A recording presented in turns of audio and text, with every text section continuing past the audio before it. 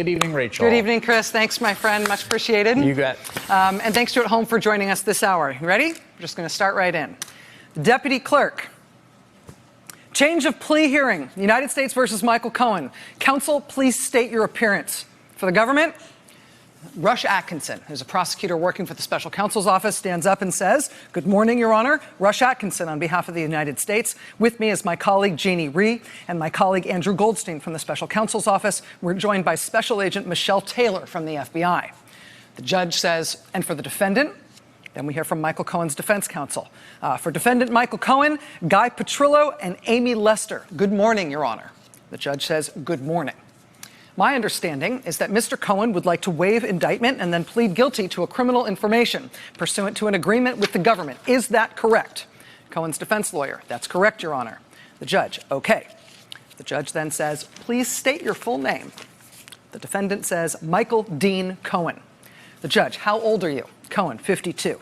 The judge, "How far did you go in school?" Cohen, JD degree. Judge, "Are you currently or have you recently been under the care of a physician?" Cohen, "No, sir."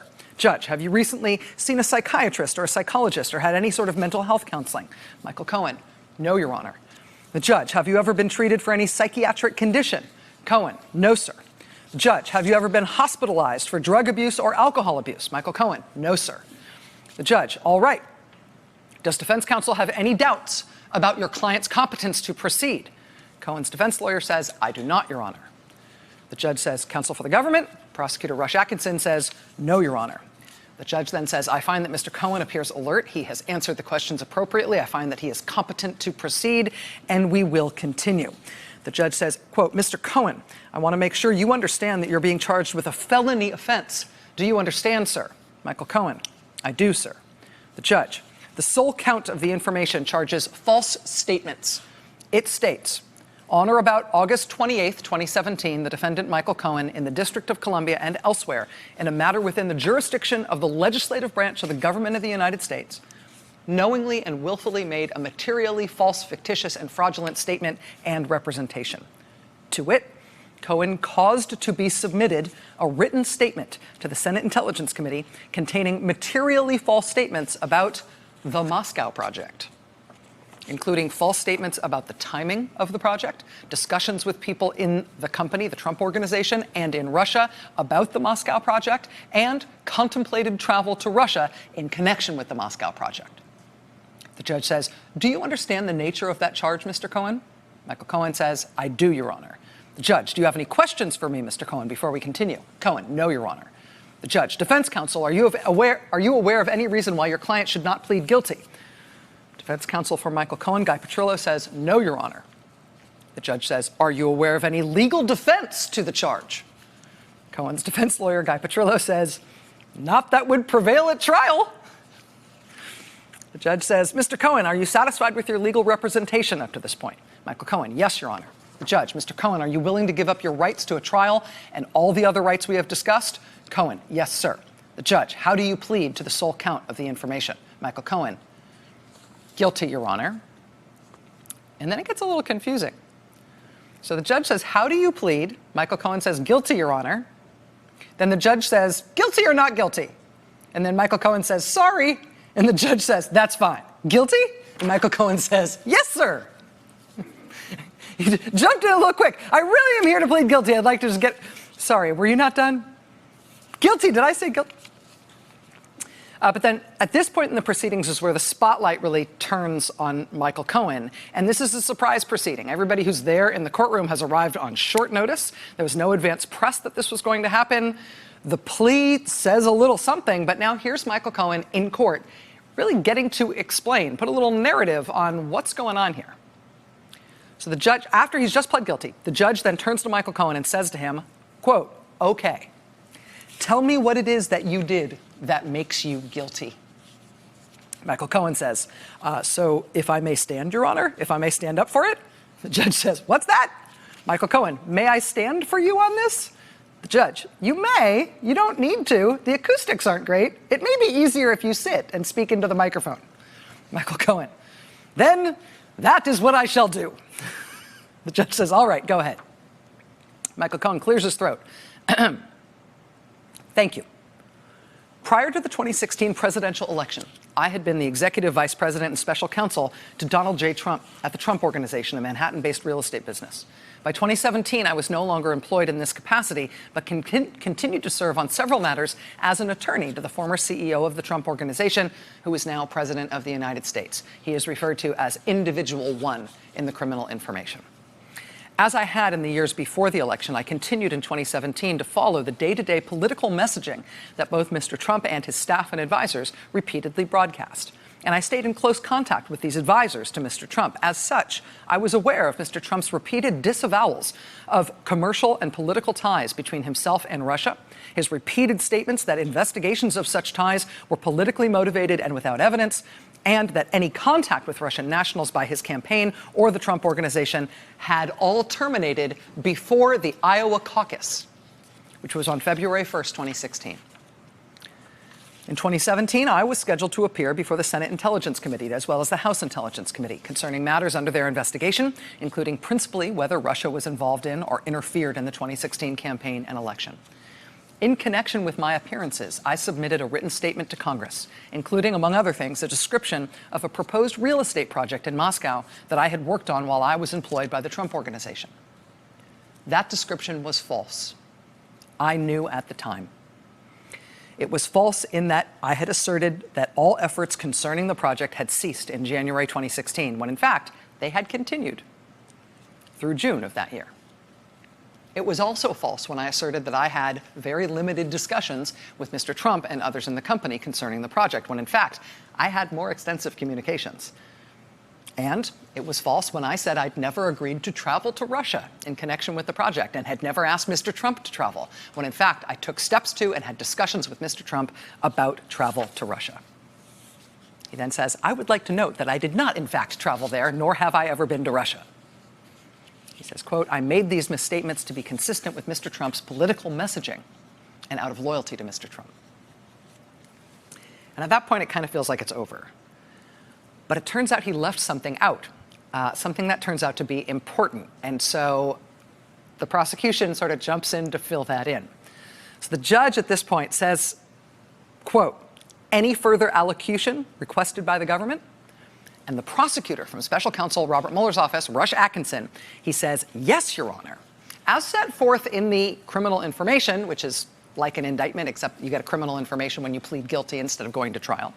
As set forth in the information, Mr. Cohen submitted in his statement falsely that upon reaching out to the Kremlin in January 2016 about the Moscow project, he had not received any response. In fact, he had received a response from the Kremlin. So in essence, Mr. Cohen minimized his contacts with the Russian government and stated so falsely in his submission. The judge says, you want that as part of this allocution? Rush Atkinson says, yes, please. And the judge says, Mr. Cohen, did you hear that? And Michael Cohen says, I did, Your Honor. And the judge says, well, is that correct? And Michael Cohen says, it is correct, Your Honor. There was one contact. The judge says, any further allocution requested by the government? The prosecutor says, no, Your Honor, thank you. And that's where we get to the curtain call. The judge says, quote, I find that Mr. Cohen is competent to proceed. I find that he understands the rights that he is waiving by pleading guilty. I further find that there is a factual basis for this plea, and I accept his plea of guilty. So today, the president's longtime personal lawyer, a longtime executive at his business, pled guilty to a cover-up, a criminal cover-up. He pled guilty to lying to Congress about the extent of the real estate dealings that President Trump and his business were engaged in and pursuing in Russia with the help of the Kremlin while Trump was running for president, and while the Kremlin was simultaneously mounting an international military intelligence operation to skew our election in order to tilt it toward Trump. The lies that Michael Cohen told Congress about this matter, I should tell you, had consequences.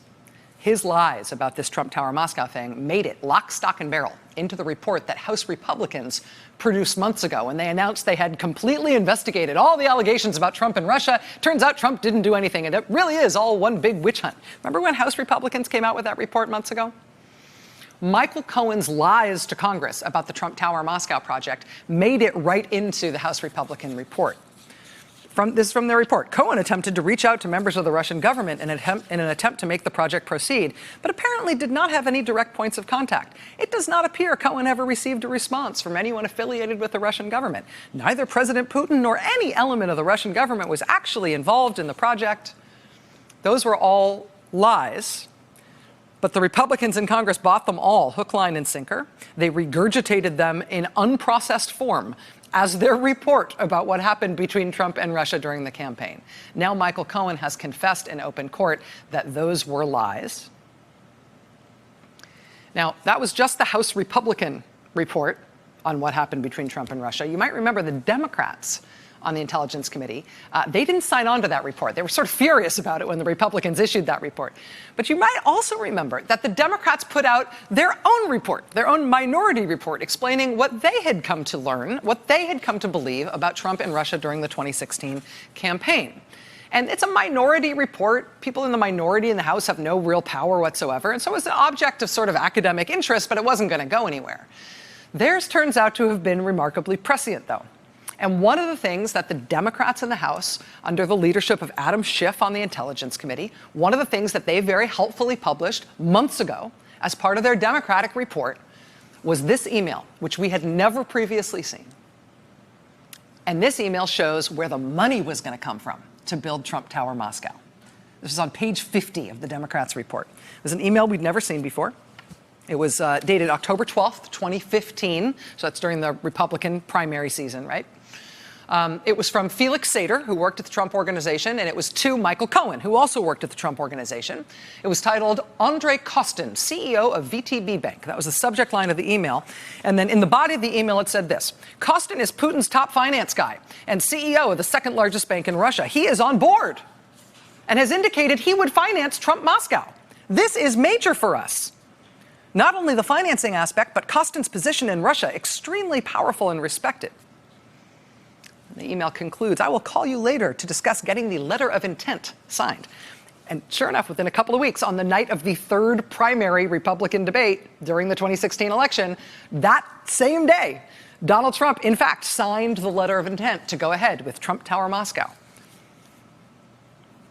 to be financed by a Russian bank called VTB. Apparently, they were that far along in the negotiations. They could do a letter of intent because they had one of the main things you need to go ahead with a project like this on board. They had the financing on board. It was going to be VTB. It is a very large bank in Russia. It is state-run. It's also sanctioned by the U.S. government, so Americans aren't allowed to do business with them. Maybe that's a small point in the larger scheme of things, but I point this out because there's a really neat trick that happened in today's news. So today we have this court transcript that this is surprise, federal court in New York. Longtime Trump lawyer Michael Cohen turns up in court, pleads guilty to lying to Congress. What happened today with Michael Cohen, it tells us a few different things that are really interesting in terms of where we are as a country right now and where this presidency is and is going. Number one, it tells us that Mueller's prosecutors are willing to bring felony charges against people who have lied to Congress in conjunction with this scandal. Vanity Fair reported weeks ago that the president's eldest son, Don Jr., has been very concerned, and there have been serious concerns in the White House that he would be indicted for having lied to Congress. I was never quite sure how seriously to take those kinds of reported worries. But if you didn't take the prospect of felony indictments for lying to Congress, if you didn't take those prospects seriously before, now that somebody just pled guilty to a felony for lying to Congress, you take that more seriously after today. The fact that this prosecution today was for lying to Congress, it also raises really interesting live questions, new questions, about the relationship between Congress and the Mueller investigation at a time when Democrats are poised to take over the House. I mean, if Mueller will bring charges against people who lied to congressional committees, it's now this live issue for members of Congress as to whether or not the committees are going to hand over the transcripts from witness testimony on the Russia investigation so Mueller can review those transcripts for potential perjury and potentially bring more charges. Congressman Adam Schiff made clear today that when he and Democrats do take over in the new year, at least at the Intelligence Committee, they're going to be sending to Mueller immediately all of the transcripts of all of the witnesses who have testified, who may find their testimony newly relevant to the Mueller investigation now that people are starting to plead guilty to felonies for lying to Congress in conjunction with this scandal. Another thing today's court appearance tells us is that Robert Mueller is alive and well. The last time Michael Cohen pled guilty in federal court in New York, the prosecutors he was up against, the prosecutors who signed all his court documents, were prosecutors from the Southern District of New York. Today, it was prosecutors from Robert Mueller's office. And it was Robert Mueller's name and signature on the court filings. If Matthew Whitaker was installed at the Justice Department to bring the Mueller investigation to a halt, today shows that that has not happened. This was a significant new step in the Mueller investigation. Whitaker didn't stop it. And in fact, MSNBC's Nicole Wallace reported today that Matt Whitaker, in fact, is not directly supervising the Mueller investigation on a day-to-day basis. The Mueller investigation, according to Nicole's reporting today, is still being overseen by Rod Rosenstein in the Deputy Attorney General's office on a day-to-day basis. And what that means in a practical sense, according to the Washington Post tonight, is that Matthew Whitaker was notified about what was going to happen today, but he wasn't asked. He wasn't asked to approve it. It was approved by Rosenstein. So Whitaker knew it was happening, but he didn't get to say yay or nay. That seems important. Another thing this action tells us today is that we're about to get a whole big new bunch of information out of Mueller. In the plea agreement that Michael Cohen signed on to today, there was a statement of the offense, right, the criminal information, also a plea agreement. Sometimes it's hard to tell how much of this stuff is boilerplate, but even if it is boilerplate, this line from Cohen's plea agreement still seems important. It says in Cohen's plea agreement today, quote, "The government reserves the right to describe fully, both orally and in writing, to the sentencing judge, the nature and seriousness of your client's misconduct, including any misconduct not described in the charges to which your client is pleading guilty." Michael Cohen is due to be sentenced on December 12th.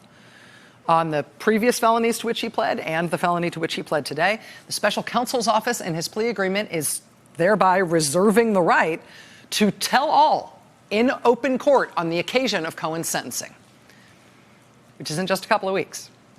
Reserving the right to tell all, even stuff that's not in the charges, just stuff that Cohen happens to know about or have been in on. And this, of course, comes just a few days after the special counsel's office told a different court in D.C. that they intended to file a detailed report outlining the crimes and lies of Trump campaign chairman Paul Manafort. So this is essentially Robert Mueller reserving himself a podium and a live microphone atop both of these active cases for use at a time and occasion of his own choosing. There will be a hearing in the Manafort case tomorrow in D.C. at 9:30 a.m. We don't yet know whether the judge will ask Mueller's prosecutors to start elaborating on Manafort's crimes and lies, but we will be watching that proceeding very closely tomorrow when it convenes in the morning. The big picture here, though, of course, is that Robert Mueller and his team of prosecutors at the special counsel's office, they know about and they have evidence of a sort of ridiculously damning scenario involving the sitting president. And Mueller has now started to lay it out in public. What we now know, that Mueller knows, is that the president, during the campaign in 2016, he was secretly trying to arrange what would probably have been the largest business deal of his life in Russia through direct contact with the Kremlin. He was trying to do this business deal while the Kremlin was orchestrating a military intelligence attack by the GRU on our election to help Trump win. The deal was kept secret at the time. He and his business associates lied about it publicly. They then launched an elaborate cover-up campaign to keep it secret, including lying to Congress about it.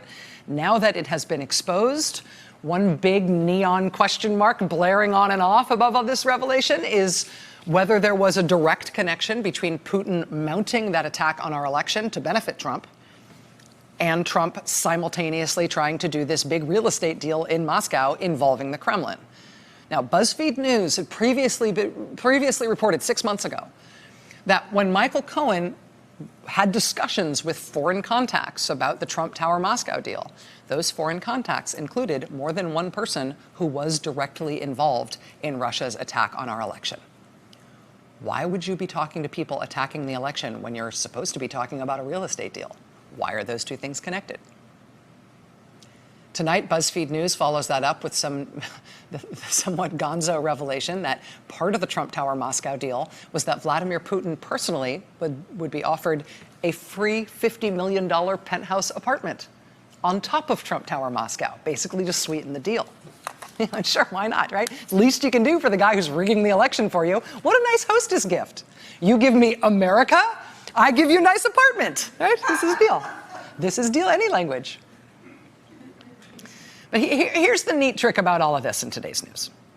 On the same day that all of this happens, right? On the same day, Michael Cohen, surprise, turns up in federal court to plead guilty to lying about the Trump Tower Moscow deal to be financed by a sanctioned Russian state-controlled bank by VTB.